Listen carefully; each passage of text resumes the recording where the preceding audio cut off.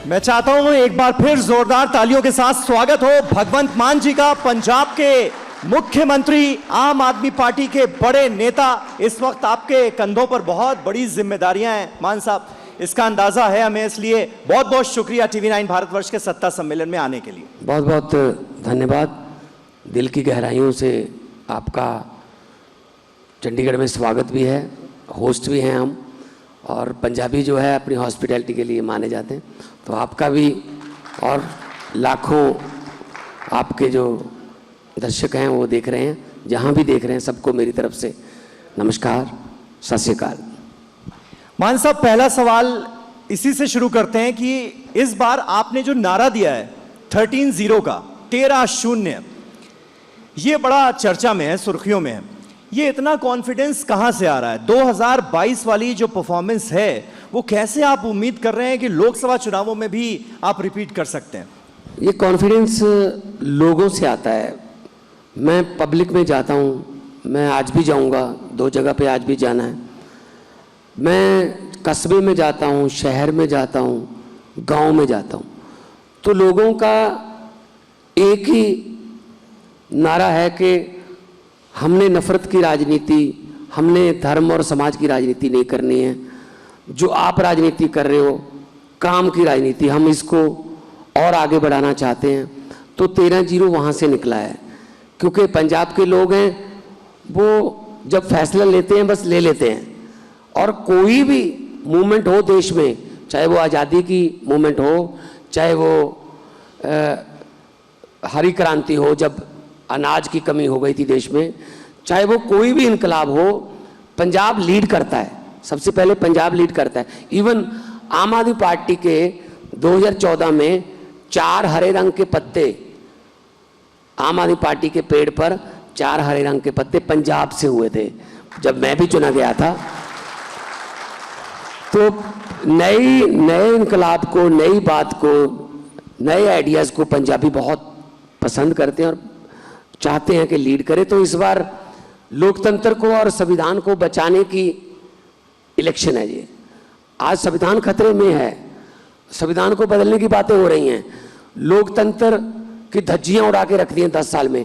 तो अभी भी सवाल जब आएगा आने वाले 50 साल में कि भारत के लोकतंत्र को और संविधान को बचाने में सबसे बड़ा योगदान किसका था, तो 13-0 के साथ पंजाब का नाम सबसे पहले आएगा। मान साहब, संविधान का आपने जिक्र कर दिया, संविधान खतरे में है जी। कैसे?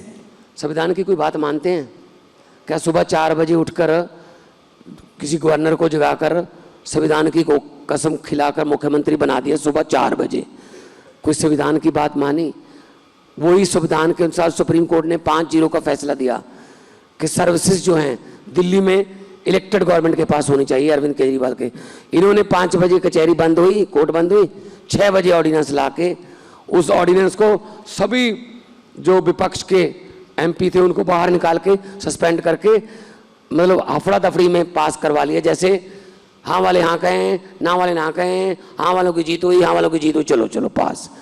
और जिस शहर में बैठे हो, सबसे ज़्यादा धज्जियाँ इस शहर के मेयर चुनने के समय आपने देखी होंगी। कैसे चंडीगढ़ के मेयर का चुनाव कैसे हुआ था? 36 वोट थे, मात्र 36, 35 काउंसलर, 1 MP, सिटिंग MP किरण खेर थे जी। तो 36 वोट गिनने में 8 वोटों का घोटाला हो गया। कैसे गिन रहा था वो? कैमरे लगे हुए थे, शुक्र है ये पकड़े गए, कैमरे लगे हुए थे। कामयाब नहीं हो पाई उनकी ये स्कीम। कैसे गिन रहा था?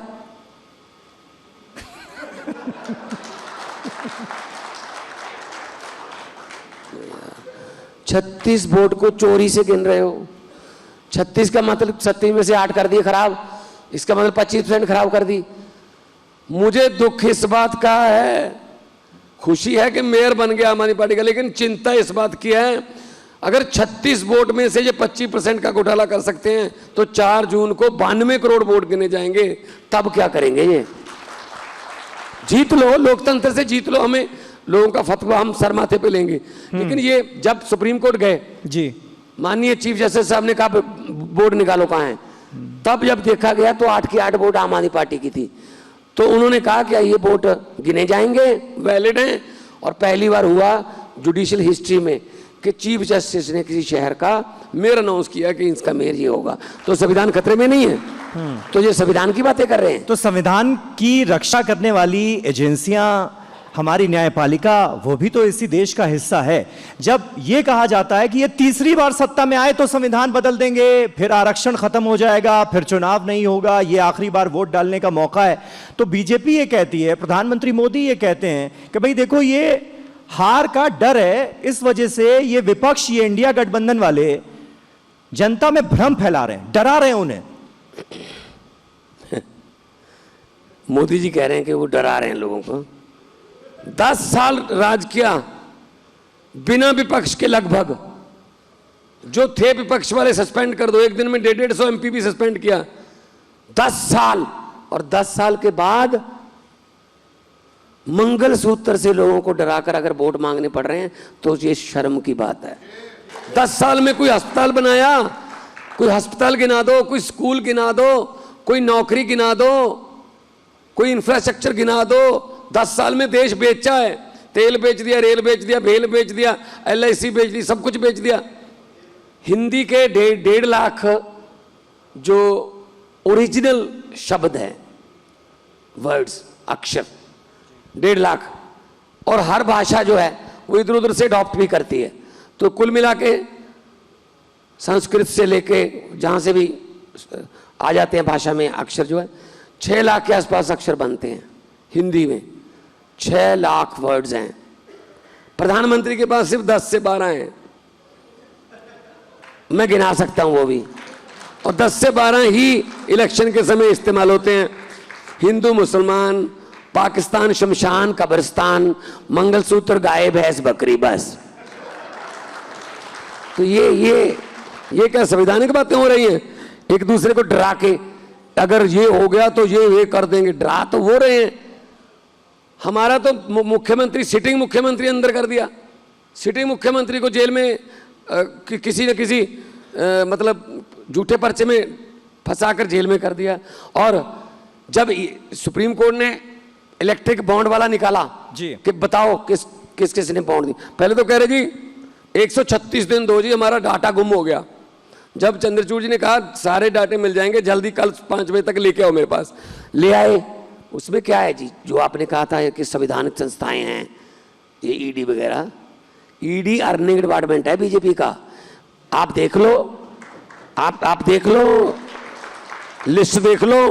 पहले ईडी जाती है उस व्यापारी के यहाँ, 15 दिन के बाद वो 100 करोड़ का इलेक्ट्रिक बॉन्ड खरीदता है। पहले सीबीआई जाती है, 20 दिन बाद वो 200 करोड़ का बॉन्ड खरीदता है। तो डरा के तो ये काम कर रहे हैं। और हाँ ठीक, जिस बंदे की शिकायत पर अरविंद केजरीवाल को अंदर किया, रेड्डी, सावंत रेड्डी जो है, शरद रेड्डी है मेरे ख्याल, शरद रेड्डी के उसके 9 बयान है, मैं तो जानता ही नहीं, मैं केजरीवाल को कभी मिला नहीं। उसको जेल में कर दिया, कहते लिख बोल, ये लिख। तो वो लिखवा के केजरीवाल को ये कहा था, उसने उसको ये कहा था, कोई एंट्री नहीं है, किसी 1 रुपए की एंट्री नहीं है, कोई ट्रांजैक्शन नहीं है। उसी बंदे ने 10 दिन बाद 55 करोड़ के बॉन्ड खरीदे बीजेपी के लिए। आप बताइए, ये जो केस है, पर्चा है, ये जेपी नड्डा पे होना चाहिए या केजरीवाल पर? ईडी तो कह रही है कि 100 करोड़ रुपए दिए, खर्च कर दिए आप लोगों ने गोवा चुनावों में। कहां दिखाओ, कोई है सबूत? संजय सिंह जी को अंदर कर दिया इसी केस में। 6 महीने बाद ईडी ने कहा हमारे पास कोई सबूत नहीं, आप जमानत दे दीजिए। ये सिर्फ हमें रोकना चाहते हैं कि अरविंद केजरीवाल, मनीष सिसोदिया, संजय सिंह, सत्येंद्र जैन, इनको अंदर कर दो, पार्टी खत्म हो जाएगी। इनको पार्टियां खत्म करने की आदत हो गई है। इन्होंने शिवसेना का तीर कमान चुनाव चिन्ह, शिवसेना तोड़ दी। इन्होंने एनसीपी, शरद पवार पार्टी, वो तोड़ दी। इन्होंने चौटाला से काम लेके इस्तेमाल करके फेंक दिया। इन्होंने नीतीश कुमार को कभी इधर ले जाते हैं, कभी उधर ले जाते हैं। तो इन्होंने बीएसपी को फाइलें निकाल रखी हैं, कभी इधर ले जाते हैं। तो मुझे ये बता दीजिए, इनको ये गलतफहमी थी कि आम आदमी पार्टी को भी ऐसे ही कर लेंगे, लेकिन आम आदमी पार्टी ऐसा नहीं है। आम आदमी पार्टी 10-15 बंदों का एनजीओ नहीं है। आम आदमी पार्टी नेशनल पार्टी है।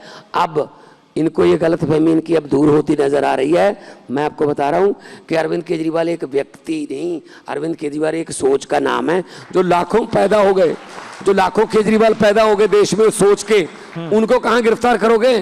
कर लोगे गिरफ्तार? हम तो काम कर रहे हैं, ठीक है, काम बढ़ गया है, मैं 12 घंटे की बजाय 18 घंटे काम कर लूंगा। गुजरात में प्रचार करके आया हूं, असम में जाके आया हूं, मान साहब यही लग रहा है, यही मैं कहने जा रहा था। अरविंद केजरीवाल आपकी पार्टी के सबसे बड़े नेता जेल में हैं, मनीष सिसोदिया जेल में हैं।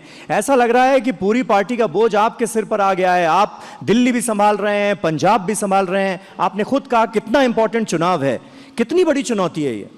लेब्रॉन जेम्स एक प्लेयर है बास्केटबॉल का, बहुत बड़ा प्लेयर है, तो वो जीत तो जाता था, लेकिन साथ की टीम, जो पास टीम थी साथ में, वो इतना अच्छा परफॉर्म नहीं कर पाते थे, तो फाइनल्स तक नहीं पहुंचते थे।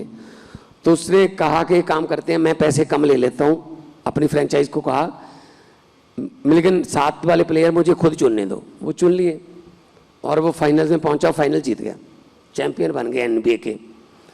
उसको इंटरव्यू किया गया कि जी क्या कहना चाहेंगे? उसने कहा कि भगवान, गॉड, रब, उसने कहा भगवान मेरी पता नहीं क्यों बहुत मुश्किल कामों पर ड्यूटी लगा देता है, बहुत मुश्किल काम करने के लिए ड्यूटी लगा देता है भगवान मेरी। कहता शायद भगवान को भी पता होगा कि मैं मुश्किल काम कर लेता हूँ, तो इसलिए अगर मेरी ड्यूटी लगाई है भगवान ने कि पूरे देश में जाके प्रचार करना है, तो शायद भगवान को पता होगा कि ये मुश्किल काम कर लेता है। हौसला भी तो वही देता है, जो चोंच देता है वो खाना दाना भी देता है। तो इसलिए हम तो सर्वत्र का भला मांगने वाले लोग हैं, गुरुओं पीरों शहीदों की धरती है। हम तो मजलूमों के हक में लड़ने वाले हमारे गुरुओं ने हमें, और खुद सर्वंस वार दिए, और पूरी दुनिया का भला मांगने की हमें बानी दी है उन्होंने। तो काम करना है। मैंने कहा कि पंजाबी हैं हम, तो उस देश में भी कामयाब हो जाते हैं जिस देश में हम गलती से पहुंच जाते हैं। तो चलो कोई बात नहीं, यहाँ कामयाब हो जाते हैं। पूरी दुनिया में पंजाबी कामयाब हैं, आप पंजाबी को कभी भीख मांगता नहीं देखोगे। तो इसीलिए पंजाबी कौम जो है हार्ड वर्किंग है, और हम यहाँ पे 150 मन दाने एक साल में पैदा करते हैं। धरती पे, दुनिया में धरती पे कोई ऐसी जमीन नहीं है जो 90 मन चावल और 60 मन गेहूं पैदा करते हो, सिर्फ पंजाब की धरती है। पूरे देश की फुटबॉल है हम, पूरे देश की फुटबॉल है। तो हम पूरे देश को खाना खिलाते हैं, हम पूरे देश की रक्षा करते हैं।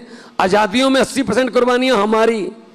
आज़ादी को कायम रखने के लिए आज कारगिल और अरुणाचल प्रदेश के बॉर्डर से लेके हमारे पंजाबी लड़के खड़े हैं अपना सीना तान के। तो दुख उस वक्त होता है जनाब जब 26 जनवरी की परेड में से पंजाब की झांकी रिजेक्ट कर दी जाती है, कि ये रिजेक्ट कर दिया है।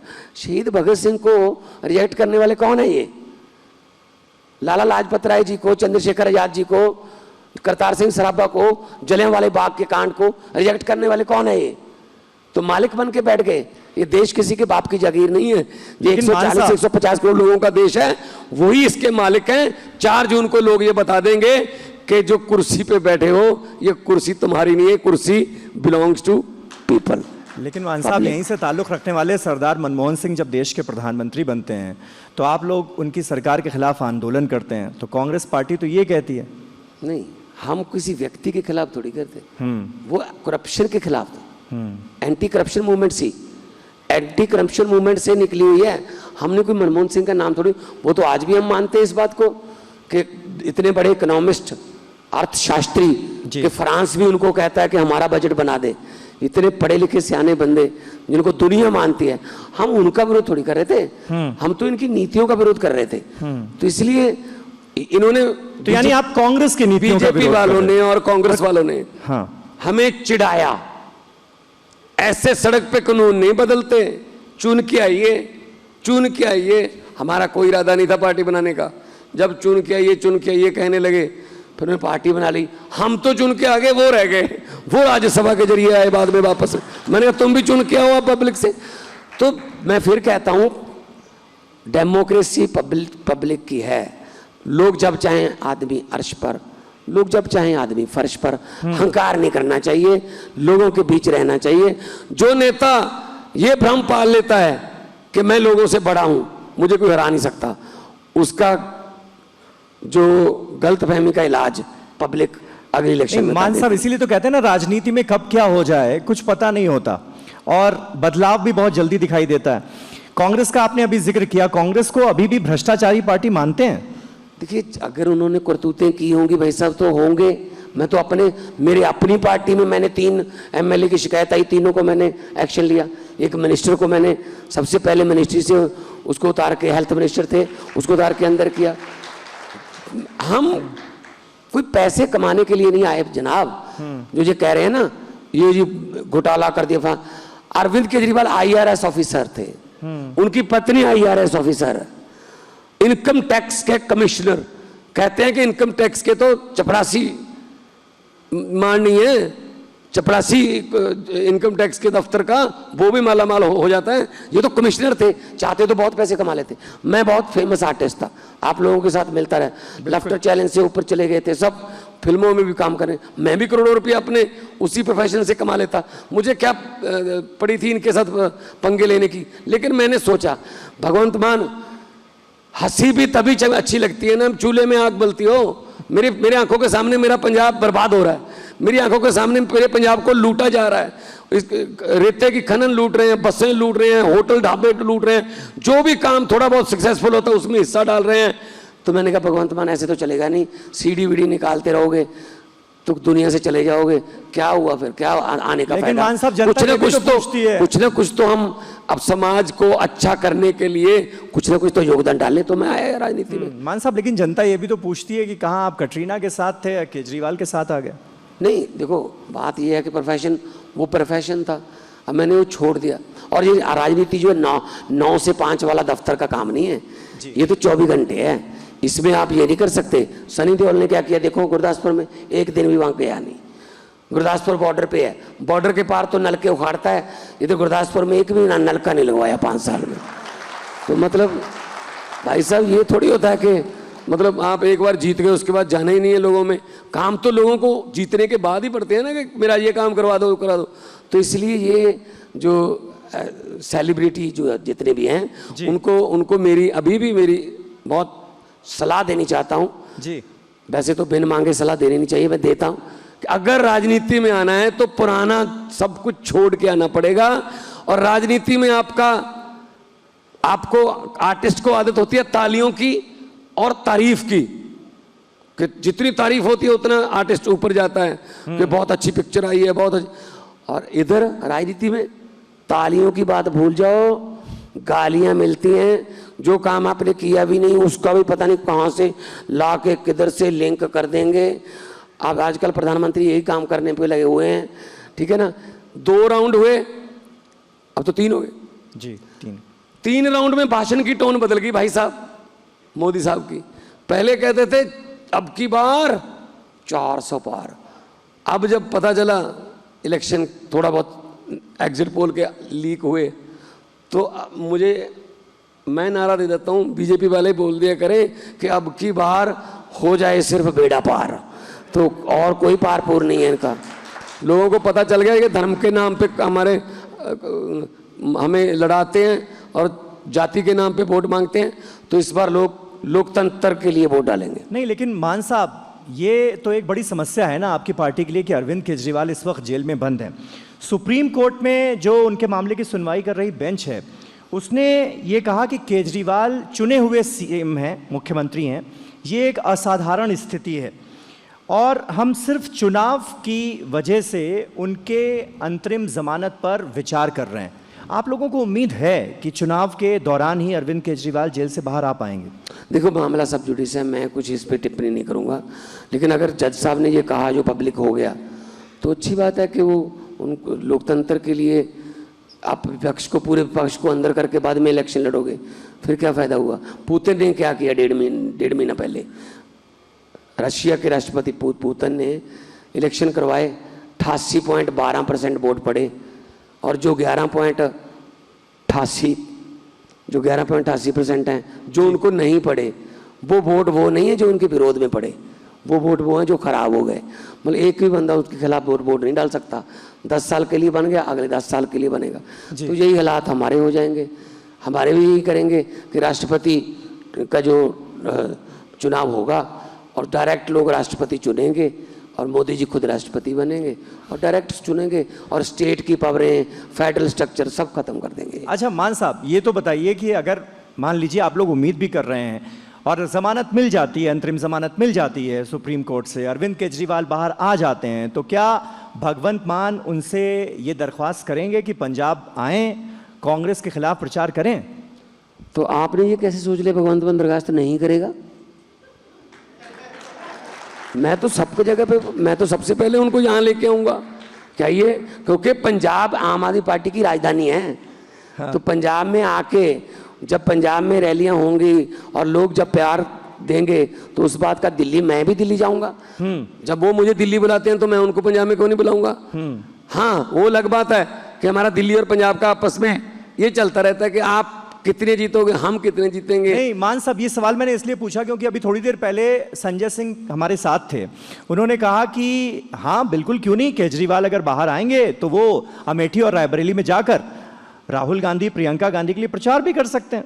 क्या जी, गठबंधन है देश बचाने का। अगर देश ही ना रहा, संविधान ही ना रहा, तो क्या करना है मुख्यमंत्री बनके? क्या करेंगे पार्टियों का? तो एक बार तो कम से कम देश के लिए भी करना पड़ेगा ना। भगत सिंह ने एक शेर लिखा था कि इश्क करना सबका पैदाइशी हक है, इश्क करना सबका पैदाइशी हक है, क्यों ना इस बार वतन की सरजमी को महबूब बना लिया जाए। तो मतलब वतन की सरजमी को बचाने के लिए भगत सिंह जैसे योद्धाओं ने 22-23 साल की उम्र में फांसी के रस्से चूमे, जवानियां उन्होंने अपनी देश के नाम लगा दी, तब जाके वोटर कार्ड मिला हमें। इससे पहले अंग्रेज थोड़ी वोटर कार्ड बनाते थे, लेकिन शादियां तो पहले भी होती थी, खुशियां पहले भी होती थी, गिद्दे मंगड़े होते थे, लेकिन अंग्रेज वोट नहीं डालने देते थे। तो भगत सिंह की यही लड़ाई थी कि भैया तुम अपने मुल्क जाओ, हम अपने नेता खुद चुनेंगे। अब जब ये वोट ही नहीं डालने देंगे, अभी क्या हुआ सूरत में? सूरत में क्या हुआ? निर्विरोध कांग्रेस वाला जो कैंडिडेट था उसके कागज गलत करवा के उसको ले लिया, बाकी 7-8 जो याद थे उनको डरा के या लालच देके उनको ले लिया, और जो उम्मीदवार था सूरत से उसको विजेता घोषित कर दिया। भाई साहब मुझे ये बताओ, ये पढ़े लिखे लोग बैठे हैं चंडीगढ़ के, तो ऐसे कैसे वो विजेता घोषित कर सकते हैं? नोटा का बटन भी तो है उसमें मशीन में।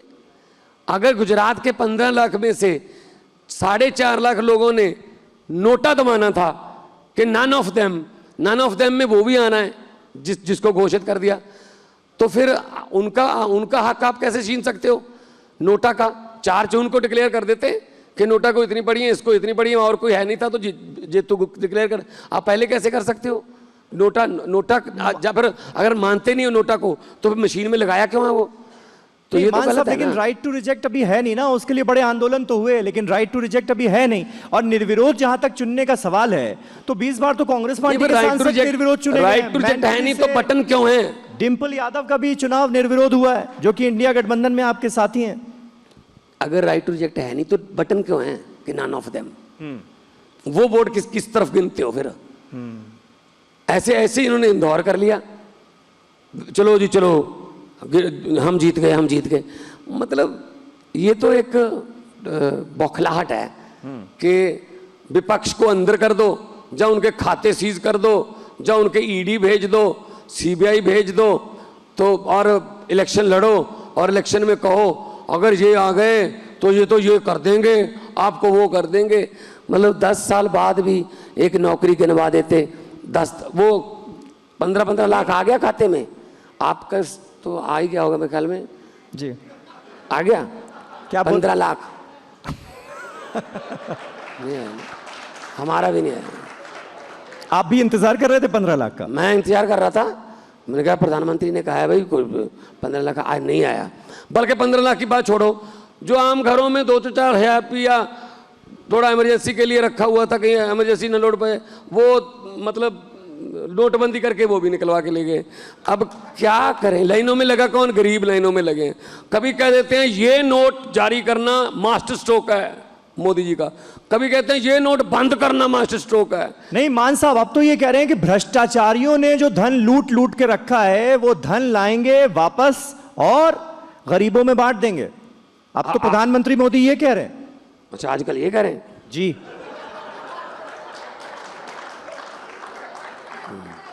उन्होंने एक बात तो सच्ची कही कि भारत का पूर्व हो या पश्चिम, उत्तर हो या दक्षिण, मैं कोई भ्रष्टाचारी नहीं छोड़ूंगा, सबको बीजेपी में ले लूंगा। सब ले लिए, दर्श घोटाले वाले, शगुन भुजबल, सब जितने बड़े बड़े भ्रष्टाचारी हैं उनके गले में पट्टा डालो, उनको बीजेपी की वॉशिंग मशीन से निकालो, बहुत अच्छा हो जाता। बस ये क्या मजाक बना रखा है देश का भाई साहब इन्होंने। कभी तो सच बोल दो। वो कहते हैं गृह मंत्री की ले तो भले सबको लिया, लेकिन इंक्वायरी सबके खिलाफ चल रही है। पता है क्या है, इंक्वायरी अपने अंदर पार्टी में लेके ही इंक्वायरी करोगे क्या? खुद ही जज, खुद ही मुजरम। मुझे ये बताओ, कोई सच तो बोल दे, कोई तो एक सच निकला है बात कि ये बात, मतलब कहीं की बात को कहीं भी जोड़ देते हैं मोदी जी। अच्छा, पहले इसको घोषणा पत्र कहते थे, मैनिफेस्टो कहते थे, संकल्प पत्र, अब गारंटी कहने लगे, क्योंकि अरविंद केजरीवाल गारंटी कहता था। जब बजने लगी खतरे की घंटियां, तब मोदी जी को याद आ गई केजरीवाल की घंटियां, तो इसके गारंटियां। तो इसका मतलब यही है कि ये इनके पास अपना कुछ नहीं है, ये इधर उधर से फॉलो करते हैं। अभी पंजाब में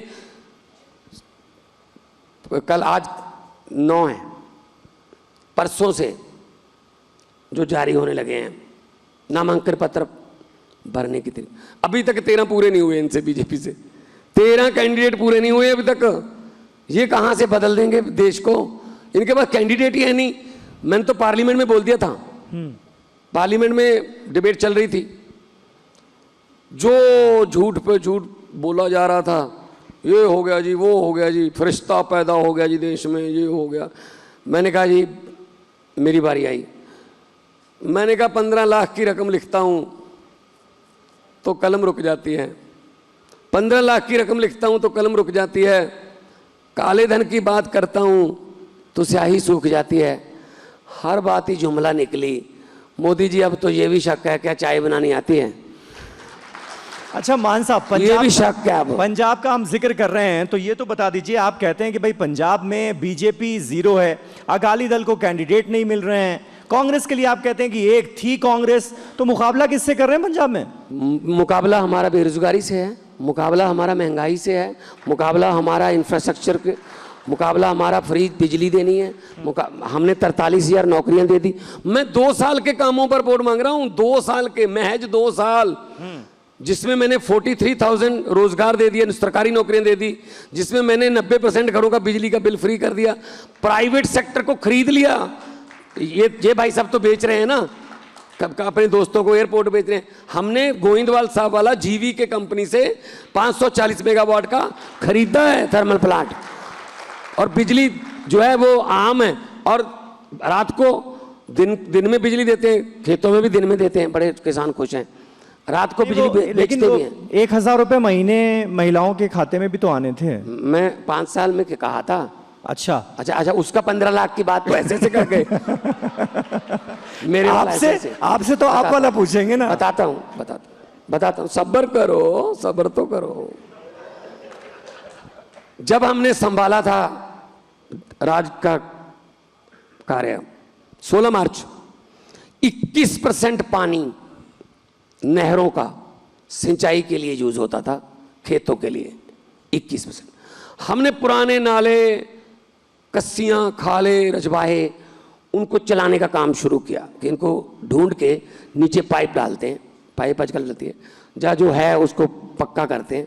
आज हम 59% पे पहुंच गए 2 साल में, तो 70% पे पहुंच जाएंगे अक्टूबर में, इस अक्टूबर में। तो जब 70% में पहुंच गए ना, मैं पक्की बात बताता हूं, मैं भी कॉमर्स का स्टूडेंट हूं, मैंने हिसाब किताब लगा रखा है, मैं जुमले नहीं सुनाता। जब 70 पे पहुंच गए, 14.5 लाख ट्यूबवेल हैं पंजाब में धरती से पानी निकालने के लिए, खासतौर पे धान के समय। उसके लिए मैं 18,000 करोड़ रुपए की सब्सिडी देता हूं बिजली बोर्ड को, क्योंकि बिजली फ्री है, खेतों की बिजली। अगर 70% में मैं पानी ले गया नहरों का सिंचाई के लिए, तो मेरे 6 लाख से 6.5 लाख ट्यूबवेल बंद हो जाएंगे। 6 लाख 6.5 लाख ट्यूबवेल बंद हो जाएंगे तो मेरा 6 से 7 हज़ार करोड़ रुपया सब्सिडी का बच जाएगा। धरती के जो ग्राउंड टेबल है वो भी बच जाएगा, पानी कम निकलेगा।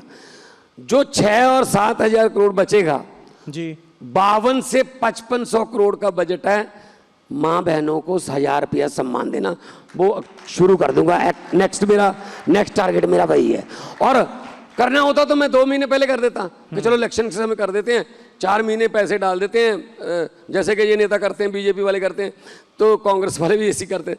तो इलेक्शन के बाद उस स्कीम को खत्म कर देते हैं कि जी बजट नहीं है फाती।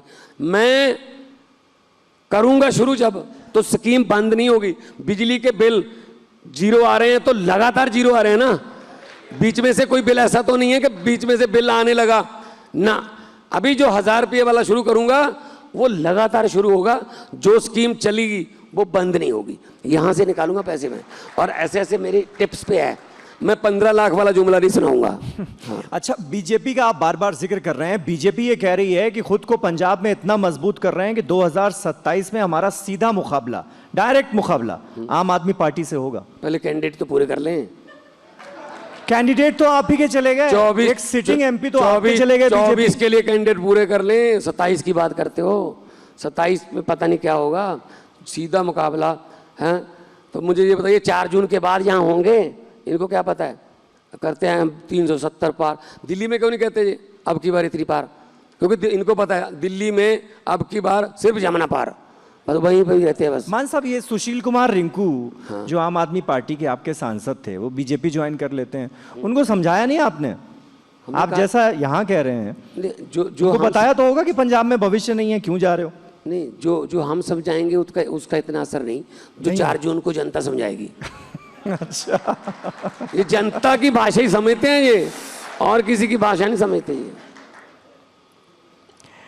अच्छा, एक सवाल और अभी, क्योंकि अरविंद केजरीवाल का जिक्र हुआ। अरविंद केजरीवाल की कांग्रेस से दोस्ती है, आप ये कह रहे हैं कि वो कांग्रेस के लिए प्रचार भी करेंगे, उसमें भी कोई दिक्कत नहीं है।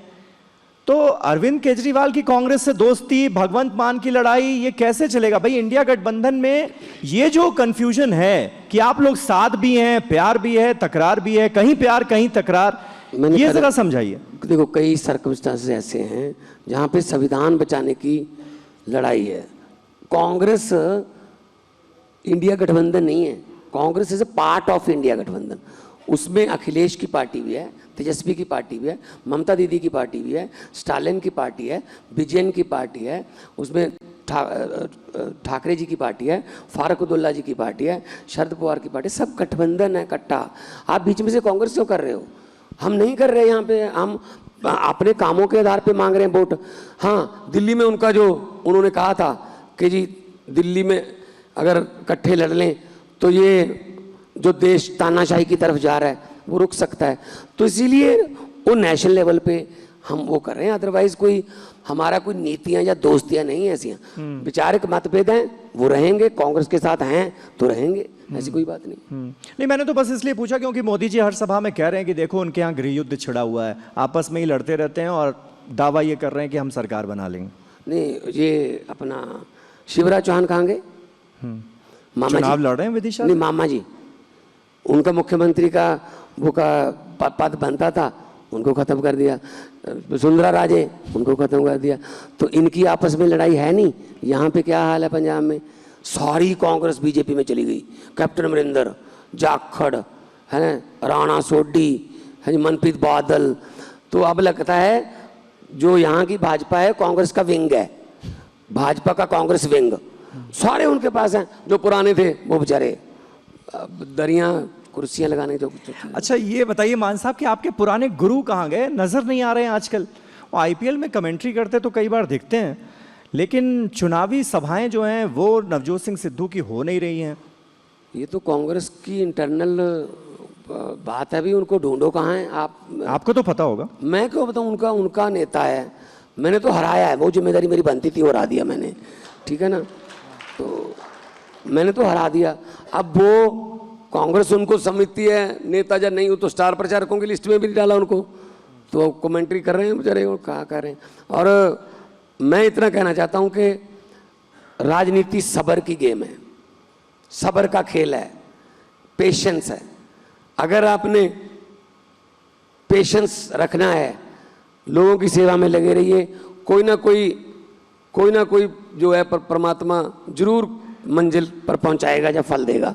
लेकिन अगर आप कहो कि मुझे फल पहले दे दो, काम बाद में करूंगा, ये नहीं चलता ना। माली दा कम पानी पाना पर मशका पावे, मालक दा कम फल फुल लाना, लावे या ना लावे। जनता में, डेमोक्रेसी में जनता जो है वो मालिक है। अब हर एक को मुख्यमंत्री बनने की पहले इच्छा, बस मैं मुख्यमंत्री बनूंगा। कांग्रेस में 15-16 मुख्यमंत्री हैं, 15-16 तो मुख्यमंत्री, उनके वर्कर कम है, मुख्यमंत्री ज्यादा हैं। तो क्योंकि हर बंदा कहता है ये मेरा कोटा है, ये मेरा कोटा है, ये मेरा कोटा है। अरे भाई पब्लिक का कोटा भी तो कर लो। अब कैप्टन अमरिंदर सिंह है, जब मुगलों का राज था तो मुगलों के साथ थे, जब अंग्रेजों का राज था तो अंग्रेजों के साथ थे, जब कांग्रेस का राज आया तो कांग्रेस के साथ थे, जब अकाली दल का राज था तो अकाली दल के साथ थे, आजकल बीजेपी का राज है तो बीजेपी के साथ है। पब्लिक के साथ तो कभी भी नहीं हुए, वो पब्लिक के साथ कभी भी नहीं हुए। लेकिन मान साहब, अभी पंजाब बीजेपी के अध्यक्ष सुनील जाखड़ हमारे साथ मौजूद थे। उन्होंने कहा कि भाई राघव चड्ढा कहाँ हैं, वो तमाम राज्यसभा सांसद जो पंजाब से गए वो कहाँ हैं, सुनीता केजरीवाल लगती कौन है आम आदमी पार्टी की, ये वो सवाल उठाकर गए। हमारा परिवार है जी वो सारे, इनकी तरह हम नहीं झगड़ते। हमारे यहाँ हाई कमांड या बॉस कल्चर नहीं है। सुनीता केजरीवाल, राघव चड्ढा, हम एक परिवार हैं। हमारे यहाँ नंबरिंग नहीं है कि ये 2 नंबर का, ये 3 नंबर का, इसकी फोटो छोटी लगेगी, इसको फोटो बड़ी लगेगी, वो काम नहीं करते हम। मैं आपको बता देता हूँ, जब मेरी शादी हुई जुलाई में पिछले साल, तो हमारे यहाँ गुरु ग्रंथ साहब जी के सामने जो लामा होती हैं, तो उसमें कहा जाता है कि लड़का और लड़की के माता पिता खड़े हो जाएं। तो डॉक्टर गुरप्रीत जो मेरी पत्नी है, उनके जो पिताजी और माताजी खड़े हो गए। मेरी मम्मी है, मेरे पिताजी 2011 में उनका देहांत हो गया था। तो फिर हमारे यहाँ ये है कि अगर पिता नहीं है तो बड़ा भाई खड़ा होता है पिता की जगह पे। तो मेरे शादी में मेरे बड़े भाई के तौर पर मेरे पिता की जगह पर अरविंद केजरीवाल खड़े हुए थे, तब अरदास हुई थी वहाँ। तो हमारा रिश्ता वो है, हमारा ये नहीं है ये कहाँ है वो कहाँ है, इसका नंबर कौन सा है, 2 नंबर का है, 3 नंबर का है। हम तो सारे ही 100 नंबर के हैं। कोई हमारे यहाँ जर्नैल नहीं, कोई सिपाही नहीं, सबके स्टार एक जैसे हैं। आम आदमी पार्टी है। मुख्यमंत्री की ड्यूटी आज लग जाए मेरी के पोस्टर लगाने हैं, पोस्टर लगा दूंगा। आज मेरी ड्यूटी लगा दो कि अभी जाके दिल्ली में प्रचार करने वहाँ कर दूंगा। बिल्कुल, ये मुझे तो ये है कि अगर मैं 2 दिन घर से बाहर ना निकलूं, मुझे कुछ ना कुछ होने लगता है। यार मैं धरती पे बोझ हूँ, कुछ ना कुछ तो काम करें, लोगों को किसी की ज़िंदगी सुधर जाए। परमात्मा से भी यही अरदास करता हूँ कि परमात्मा इतना बड़ा पद दे दिया, अब इतनी इज्जत दे दी, बढ़ाना चाहे मत लेकिन कम मत होने देना। जितनी बनी है वही बनी रहे, और ऐसी फाइलें साइन करवाना कि जिससे किसी के घर का चूल्हा जो है वो बले, घर में रोटी बने, कबीलदारी जो है वो ली पे आए, किसी के घर के चूल्हे की आग बुझे ना। बस यही मेरी सोच है। अदरवाइज जितने मर्जी इकट्ठे कर लो हीरे, जितने मर्जी इकट्ठे कर लो सोना हीरे मोती, मगर ख्याल इतना रहे कफन पे जेब नहीं होती।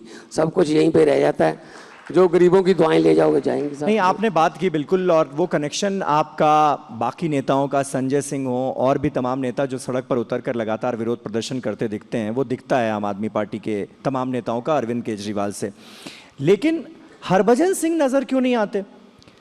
इतनी बड़ी बात हो गई, अरविंद केजरीवाल, मनीष सिसोदिया जेल में हैं, आप सब लोग सड़कों पर उतरे हुए हैं, लेकिन हरभजन सिंह जिनको आप ही लोगों ने राज्यसभा भेजा, उनका एक स्टेटमेंट तक नहीं आया।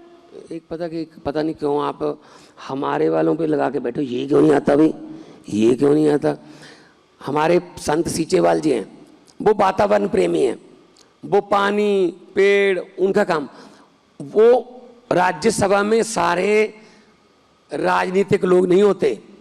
राज्यसभा बनी इसलिए थी कि जो स्पेशलिस्ट हैं अपने अपने फील्ड के, जो एक्टिव पॉलिटिक्स में नहीं जाना चाहते लेकिन उन्होंने देश के लिए काम किया, उनके लिए राज्यसभा बनी थी।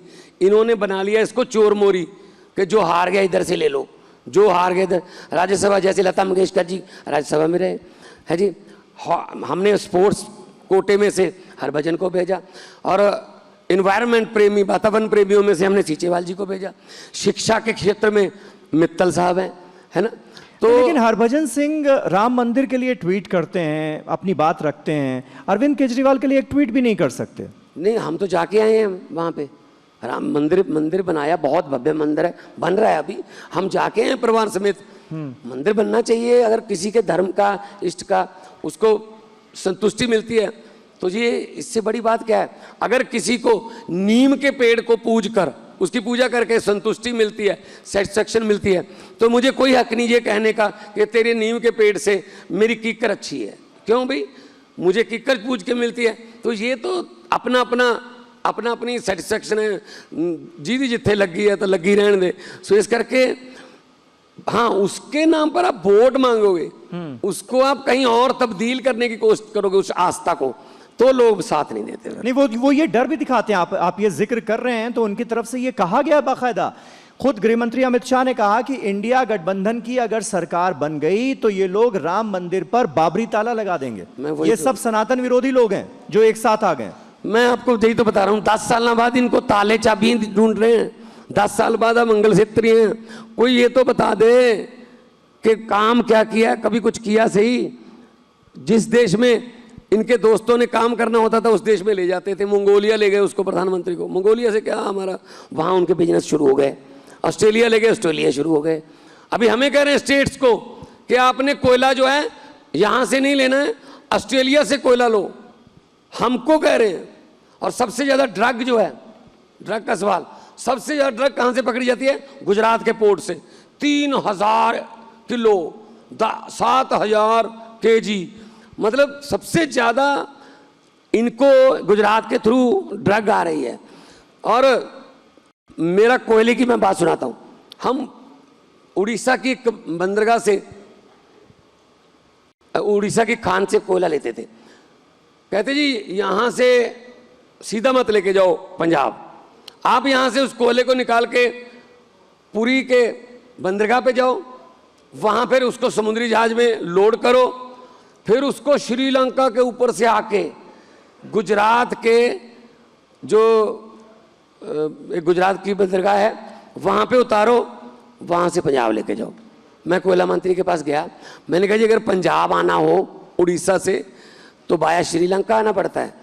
कहते नहीं सीधा। मैं कहा ये रूट देखिए आपने कोयले का, ये रूट किधर किधर से आ रहा है? तो मुझे 2 रुपये टन महंगा पड़ा, 2 रुपये क्विंटल।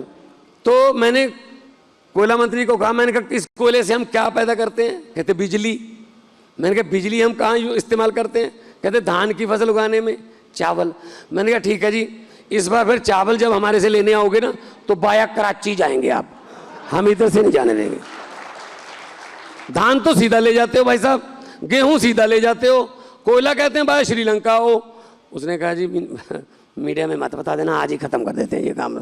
ठीक हो गया सारा काम, जब काम करवाना आता हो तो हमें क्या दिक्कत है?